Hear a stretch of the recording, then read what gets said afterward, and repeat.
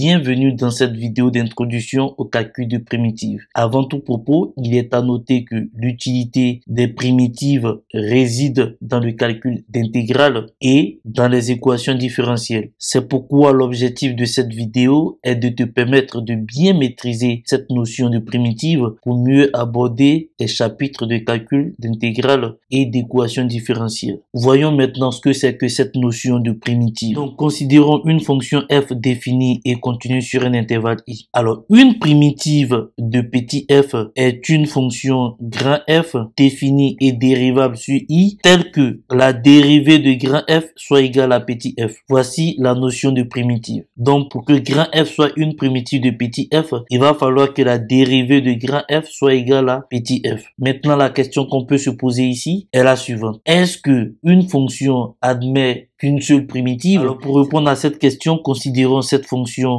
f définie par f de x égale à 2x et considérons deux autres fonctions, grand f1 de x égale à x carré plus 3 et grand f2 de x égale à x carré plus 1. Alors, on va dériver ces deux fonctions-là pour voir si on retrouve la fonction petit f. Alors, dérivée de f1 de x, ça donne 2x et dérivée de f2 de x, ça donne 2x. Donc, qu'est-ce qu'on constate? On constate que ces deux fonctions qui ne sont pas identiques ont la même dérivée et leur dérivée, c'est effectivement la fonction f. Donc, on peut généraliser cela en disant que toute primitive de 2x s'écrit sous cette forme grand f de x égale à x carré plus k. Bien sûr que k est un nombre réel. À partir de là, on comprend bien que une fonction n'a pas qu'une seule primitive, mais a une infinité de primitives. Il suffit de trouver une valeur de k dans R et on obtient une autre primitive, ainsi de suite. Maintenant, dans les exercices, il y a des notions qui reviennent très souvent. La notion de calculer une primitive de f, calculer les primitives de f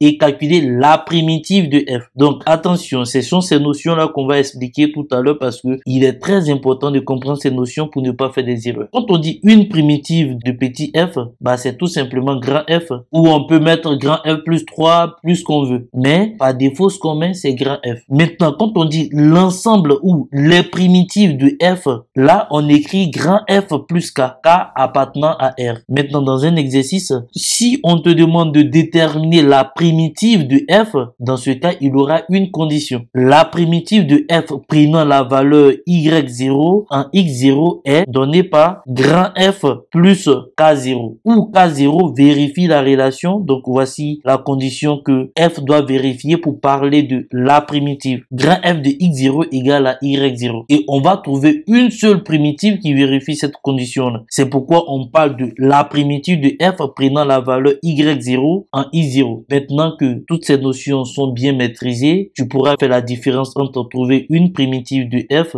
trouver les primitives de f ou l'ensemble des primitives de f et trouver la primitive de f qui vérifie une condition. Maintenant que tout est clair, nous allons voir les formules permettant de calculer ces primitives-là. Donc, nous avons le premier tableau qui nous donne les primitives des fonctions usuelles. Ici, on a la fonction petit f et là, on a une primitive grand f de petit f. Et ici, on précise le domaine de validité. On va pas s'attarder sur ce tableau, mais il est important de connaître ce tableau-là. On peut voir par exemple que une primitive d'une constante, c'est simplement k multiplié par la variable. Donc ici, la variable c'est x. On peut voir que une primitive de la fonction inverse, c'est ln de x. Donc cette primitive-là est définie sur 0 plus infini. Ainsi de suite. Donc je vais te laisser parcourir ce tableau-là et on passe au tableau suivant. Donc ce tableau intitulé primitive et opérations sur les fonctions se présente comme suit. Ici, on a f qui est égal à u' plus v'.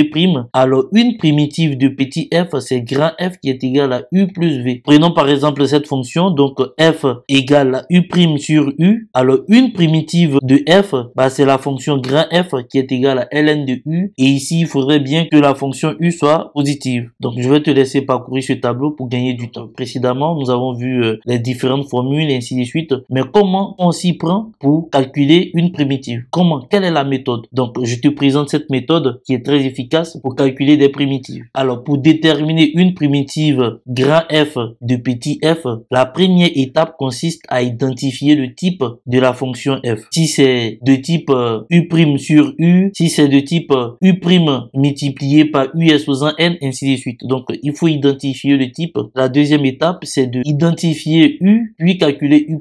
La troisième étape consiste à réécrire la fonction f en fonction de u et u' en ajustant les coefficients. Donc, on verra tout ça dans les exercices. La quatrième étape consiste à donner une primitive grand f de petit f en utilisant le tableau des primitives. Donc, voici les 4 étapes à suivre pour déterminer une primitive d'une fonction. Maintenant que nous sommes au même niveau d'information, nous allons passer aux exercices et là, on va pratiquer le calcul de primitives et tu vas voir un peu comment est-ce que ça fonctionne. Donc, le premier exercice est de calculer une primitive de petit f sur i. F est défini par f de x égale à x sur x carré moins 1 et i est l'intervalle 1 plus infini. Donc, la première étape, c'est d'identifier le type de f. Quand on regarde, on voit très bien que cette fonction est de type u' sur u. Donc, ça, c'est la première étape. Après avoir fait ça, il va falloir identifier u et calculer u'. Posons u égale à x carré moins 1. Donc, si on dérive u, bah, ça fait 2x. On veut u' sur u, sauf que ici, on a x. Et là, la dérivée, c'est 2x. Il faut essayer de trouver x en fonction de u'. Donc, x égale à 1 demi de u'. On passe à la troisième étape qui consiste à réécrire la fonction f en ajustant les coefficients. Ainsi, f serait égal à 1 demi multiplié par u' sur u. Alors, une fois que f est réécrit, en se basant sur le tableau, on peut facilement trouver une primitive de f. Donc, on regarde le tableau, on voit que quand on a u' sur u, une primitive, c'est ln de u. Donc, une primitive de petit f sur l'intervalle 1 plus infini est donnée par grand f égale à 1 demi multiplié par ln de valeur absolue de u. Pas besoin de mettre la constante k ici parce qu'on demande une primitive. Donc, ça, c'est une primitive. On va revenir à l'expression en fonction de x. Donc, grand f de x égale à 1 demi multiplié par ln. On a dit que u, c'est x carré moins 1. On peut remarquer que la valeur absolue a disparu parce que cette fonction x carré moins 1 est positive sur l'intervalle 1 plus infini. Donc, pas besoin de mettre de valeur absolue ici. On passe à l'exercice suivant. Alors, exercice 2. Calculer les primitives de g sur i. Ici, attention, c'est les primitives. Donc, de la fonction g sur l'intervalle i. I égale à r. Donc, g de x égale à 3x facteur de x carré plus 1 exposant 3. Ici, on voit que c'est le produit de deux fonctions et donc, g sera de la forme u' u puissance n. Après avoir déterminé le type de la fonction g, on va maintenant identifier u et déterminer u'. Donc, posons u égale à x carré plus 1. Pourquoi x carré plus 1? Parce que c'est cette fonction-là qui porte la puissance. Et donc, on va dériver u. U' égale à 2x. Alors que nous, on aimerait trouver 3x. Alors, comment est-ce qu'on fait? Bah, on va d'abord isoler x. U' égale à 2x équivaut à x égale à 1 demi multiplié par u'. Ce qu'on va faire, maintenant, on va chercher 3x. Alors, 3x serait égal à 3 demi multiplié par u'. On peut réécrire la fonction g. Donc, g égale à 3 demi multiplié par u' multiplié par u puissance 3. Parce qu'ici, le n vaut 3. Alors, une fois qu'on a ça, bah, on regarde simplement dans le tableau. Donc, dans le tableau, c'est cette ligne qui nous intéresse. U' multiplié par u puissance n. Une primitive de cette fonction, c'est cette fonction-là. Ainsi, les primitives de g sur r sont les fonctions de la forme g égale à 3 demi multiplié par 1 sur, donc le n c'est 3, donc on a 3 plus 1 et ici u puissance 3 plus 1. On n'oublie pas de rajouter la constante k parce qu'ici on nous demande de déterminer les primitives. Une fois que ça c'est fait, on va pouvoir écrire la fonction g en fonction de x. Donc g de x égale 3 demi multiplié par 1k, ça fait 3 huitièmes. Donc 3 huitièmes multiplié par u, donc u on a dit que c'est x carré plus 1, le tout est sous 4 et on n'oublie pas de rajouter k en précisant que k il appartient à R. On passe à l'exercice 3. Exercice 3. Calculer la primitive de h sur i prenant la valeur 1 en 0. h de t égale à 8t divisé par racine carrée de t carré plus 1 et i c'est r. On va identifier le type de cette fonction. Donc quand on regarde h de x, vu la racine carrée, on peut identifier la fonction h à u' sur racine carrée de u. Et donc maintenant qu'on a pu identifier la fonction h, on va pouvoir déterminer U et U'. Donc, posons U égale à T carré plus 1. Alors, U', ça fait 2T. On aimerait avoir 8T, mais on a 2T. Donc, ce qu'on va faire, on va chercher à isoler T. Donc, T égale 1 demi de U'. Donc, 8T serait égal à 8 divisé par 2 U'. C'est-à-dire que 8T égale à 4 U'. On va pouvoir réécrire la fonction H. Donc, H égale 4 multiplié par U' sur racine carrée de U. Dans ce tableau, c'est cette ligne-là qui nous intéresse. Donc, quand on a U' sur racine carrée de U, une primitive de cette fonction, c'est la fonction de racine carrée de U. Donc, les primitives de H sur R sont de la forme grand H égale à 4 multiplié par 2 racines carrées de U plus K. Ici, il faut d'abord déterminer les primitives et après, on va déterminer la primitive qui vérifie la condition précédente. Ainsi, H de T égale à 8 racine carrée de T carré plus 1 plus K avec K parcourant R. Maintenant qu'on a trouvé l'ensemble des primitives, on va trouver celle qui vérifie la condition précédente. Et la condition, c'est grand H de 0 égale à 1. L'idée, c'est de pouvoir trouver ce cas-là. Donc, cela nous donne 8 racine carrée de 1. Quand on calcule H de 0, ça fait 8 racine carrée de 0 au carré plus 1. Donc, ça fait 8 racine carrée de 1 plus K. Et ça fait 1. Donc, ça veut dire que 8 plus K égale 1, c'est-à-dire que K égale à moins 7. Ainsi, on a trouvé la valeur de K et maintenant, on va écrire la primitive de H qui vérifie la condition précédente. Donc, on obtient H de T égale à 8 racine carrée de T au carré plus 1 moins 7. Ainsi, prend fin cet exercice, on passe à l'exercice 4. Exercice 4. Calculer les primitives de L sur I. La fonction L est définie par L de T égale à T plus 1 divisé par T carré plus 2T de tout au carré. Et I, c'est l'intervalle R privé de 0 et de moins 2. Donc, la première étape, c'est d'identifier le type de la fonction L. Donc, quand on regarde la fonction L, on voit une fraction et une puissance au niveau du dénominateur. Cela nous renvoie au type U' sur U puissance N. Donc, on va chercher U. Pour cela, posons U égale à T carré plus 2T. Donc, U' égale à 2T plus 2. Ça donne 2 facteurs de T plus 1. Donc, l'idée, c'est de pouvoir écrire le numérateur en fonction de U'. Donc, c'est ce qu'on va faire. T plus 1 égale à 1 demi de U'. Maintenant qu'on a tout ce qu'il faut, on va réécrire la fonction L. Donc, L égale à 1 demi multiplié par U' sur U carré. Donc, en s'inspirant du tableau des primitives, l'ensemble des primitives de cette fonction sous la forme L égale 1 demi multiplié par moins 1 divisé par 2 moins 1 multiplié par 1 sur U puissance 2 moins 1. Et on ferme la parenthèse, on fait plus K. Il suffit de voir directement dans le tableau et on a cette formule. Alors, L égale à moins 1 demi multiplié par 1 sur U plus K. Ainsi, en passant à la variable, on a grand L de T égale à moins 1 sur 2 facteurs de T carré plus 2T. Et on rajoute le K. Ainsi, prend fin cette première série d'exercices. Nous allons maintenant nous focaliser sur les cas un peu complexes. Pour cela, nous allons voir quelques astuces qui nous permettent de transformer certaines fonctions un peu complexes afin de les ramener à des fonctions présentes dans le tableau des primitives. Et comme ça nous simplifie la tâche et on peut facilement trouver ces primitives-là. On y va pour la première astuce. On ajoute et on retranche. Donc, ce principe nous permet de décomposer certaines fonctions afin d'avoir des fonctions dont on connaît les primitives. Donc, je vais utiliser cette fonction pour te montrer un peu comment est-ce qu'on utilise cette technique. On a f de x égale à x sur x plus 1 et l'intervalle i c'est r privé de moins 1. C'est vrai qu'on a une fraction, donc on pourrait penser à u' sur u. Alors que quand on dérive le dénominateur, ça nous donne 1, qu'on ne peut pas identifier à x. Donc cette formule ne va pas nous être utile dans ce cas-là. Donc je rappelle que l'idée c'est de pouvoir trouver l'ensemble des primitives de cette fonction-là. Donc on va réécrire la fonction f,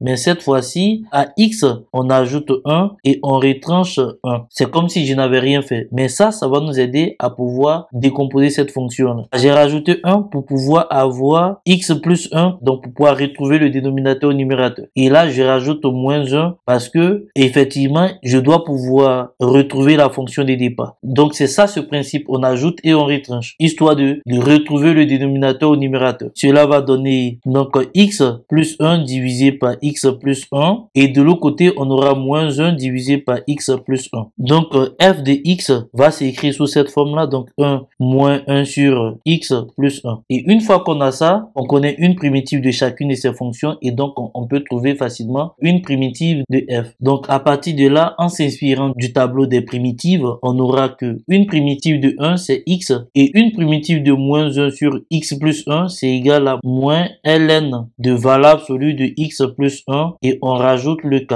tout en précisant que k appartient à R. On peut remarquer que on a gardé la valeur absolue tout simplement parce que la fonction x plus 1 n'est pas tout le temps positive sur l'intervalle de départ. On passe à l'astuce suivante. Donc ici encore, on ajoute et on retranche. Donc on va voir une autre manière d'utiliser cette astuce. Ici, on a la fonction g de t égale à t au cube divisé par t carré plus 1 et i c'est R. On a une fraction, donc on est tenté d'écrire g comme étant u' sur u. Mais attention, quand on dérive le dénominateur, ça fait dt. Et dt, c'est pas t au cube. Donc cette formule ne correspond pas à g. Il va falloir décomposer cette fonction g en utilisant le principe on ajoute et on retranche. Donc on y va, g de t égale t au cube divisé par t carré plus 1. Puisque on veut retrouver le dénominateur, ici ce qu'on va faire, on va rajouter t. Précédemment on avait rajouté une constante, mais ici on va rajouter une variable t. Et une fois qu'on rajoute une variable t, on retranche cette variable. Cela va donner t au cube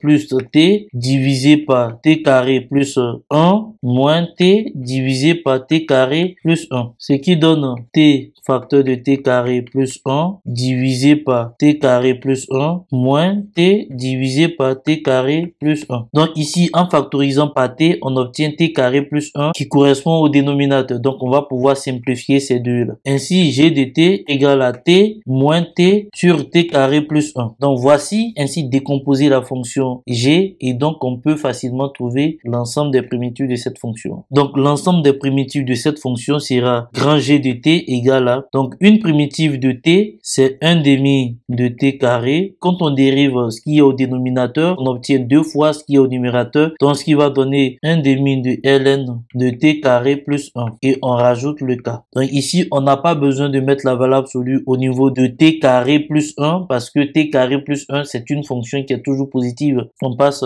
à l'exercice 7. Donc voyons une autre astuce, c'est-à-dire la division euclidienne. Donc ici on a h de x égale à x carré moins x plus 1 divisé par x plus 1 et i c'est moins 1 plus infini. Donc l'idée c'est de pouvoir déterminer les primitives de la fonction h. Ici encore on a une fraction et on pourrait penser à la formule u' sur u. Sauf que quand on dérive x plus 1 ça fait 1 et ça donne pas ce qui est au numérateur. Donc cette formule ne correspond pas à h. Donc il va falloir décomposer la fonction h pour avoir quelque chose d'assez simple dont on pourra facilement trouver une primitive. Donc pour cela, nous allons faire la division euclidienne de x carré moins x plus 1 par x plus 1. Donc on a x carré moins x plus 1 divisé par x plus 1. Pour retrouver x carré, il va falloir que je multiplie tout ça par x. Donc je mets x ici, x multiplié par x, ça fait x carré, x multiplié par 1, ça fait plus x. On va faire la différence. Donc quand on fait x carré moins x carré, ça fait 0. Quand on fait moins x, ça fait moins 2x. Et on fait descendre le 1. Donc on a 1 ici. On va diviser moins 2x plus 1 par x plus 1. Et donc ici, on va mettre moins 2. Pourquoi? Tout simplement pour pouvoir retrouver moins 2x ici. Donc moins 2 multiplié par x, ça fait moins 2x. Moins 2 multiplié par 1, ça fait moins 2. Et donc quand je fais la différence, donc j'ai moins 2x moins, donc ça fait moins 2x plus 2x, ça fait 0. J'ai 1 moins 2, donc ça fait plus 3. Et ça, je peux plus diviser par x plus 1. Donc on dira que x carré moins x plus 1, c'est en réalité x plus 1 multiplié par x moins 2 plus 3. Et donc ce qu'on va faire, c'est qu'on va diviser ça par x plus 1 pour retrouver la fonction h. Et donc on va diviser ça aussi par x plus 1 et diviser ça par x plus 1. On va pouvoir simplifier ça et on pourrait écrire que h de x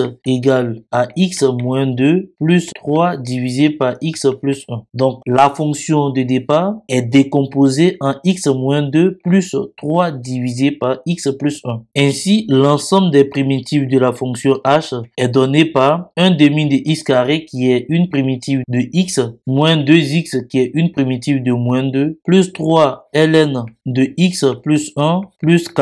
Donc on précise que k appartient à R. On peut également remarquer que j'ai pas mis la valeur absolue ici tout simplement parce que la fonction x plus 1 est bel et bien positive sur l'intervalle moins 1 plus infini. On passe à l'exercice 8. Alors on va voir une autre astuce. Donc ici on a la fonction m définie par m de t égale à 1 sur t multiplié par racine carrée de ln de t. Et l'intervalle en question c'est 1 plus infini. On va chercher à identifier cette fonction m et donc on pourrait penser à u' sur racine carrée de u. Sauf que avec cette écriture là c'est difficile d'identifier cette fonction à u' sur racine carrée de u. Donc on va essayer de transformer cette fonction. Donc on a m de t qui est égal à 1 sur t multiplié par 1 sur racine carrée de ln de t. Donc on a juste transformé la fonction f en produit de facteurs. Donc en s'appuyant sur le fait que pour tout a différent de 0 et b différent de 0, on a 1 sur a multiplié par 1 sur b égale à 1 sur a divisé par b. Donc en s'appuyant sur ça, on peut facilement ajuster la fonction m afin d'avoir quelque chose d'assez simple. Donc m de t, ça devient 1 sur t ici, donc je mets ça au numérateur d'après la propriété précédente. Et maintenant ici, j'ai racine carrée de ln de t comme ça. Ainsi, on peut facilement identifier la fonction m à une formule du tableau. Tout simplement en posant u égale à ln de t, et donc u', ça fait 1 sur t. Et donc on voit bien que m égale à u' sur racine carrée de u. Et une primitive de u' sur racine carrée de u, c'est 2 racine carrée de u. Ainsi, les primitives de m sur l'intervalle en question sont de la forme grand M de t égale 2 racine carrée de ln de t plus k. Donc ici, on précise que k appartient à R. Donc voici pour l'exercice 8. On passe à l'exercice 9. Donc on va voir une autre astuce. On a L de x égale à x exponentielle de x et i vaut R. Donc l'idée, c'est de pouvoir trouver une primitive de cette fonction-là. On va essayer de dériver cette fonction-là. Donc on a L' de x. Ici, c'est le produit de deux fonctions x multiplié par exponentielle de x. Donc la dérivée va donner x' multiplié par exponentielle. Donc x', ça fait 1. Donc on a exponentielle de x plus exponentielle de x', ça fait exponentielle de x multiplié par x. Donc on a x exponentielle de x. Alors on constate que dans l'expression de la dérivée, on a exponentielle de x et on retrouve l'expression de la fonction L. Parce que x exponentielle de x, c'est la fonction L. Alors une fois cela fait, on peut réécrire la fonction L. Donc L de x serait égal à L' de x moins exponentielle de x. Comme L de x égale à L' de x moins exponentielle de x, alors on peut trouver l'ensemble des primitives de la fonction L. On sait que une primitive de L', c'est L, donc j'ai écrit ici L de x, et une primitive de exponentielle de x, c'est exponentielle de x. Donc j'ai moins exponentielle de x comme ça. Et je rajoute k. Ainsi, je peux dire que L de x égale x exponentielle de x moins exponentielle de x plus k. Et pour conclure, je peux mettre exponentielle en facteur, donc j'aurai x moins 1 exponentielle de x plus k. Et je précise que k appartient à R. Ainsi prend fin cette séquence vidéo. N'oublie pas de t'abonner, de liker, de partager et de laisser un commentaire. À très bientôt pour une nouvelle vidéo.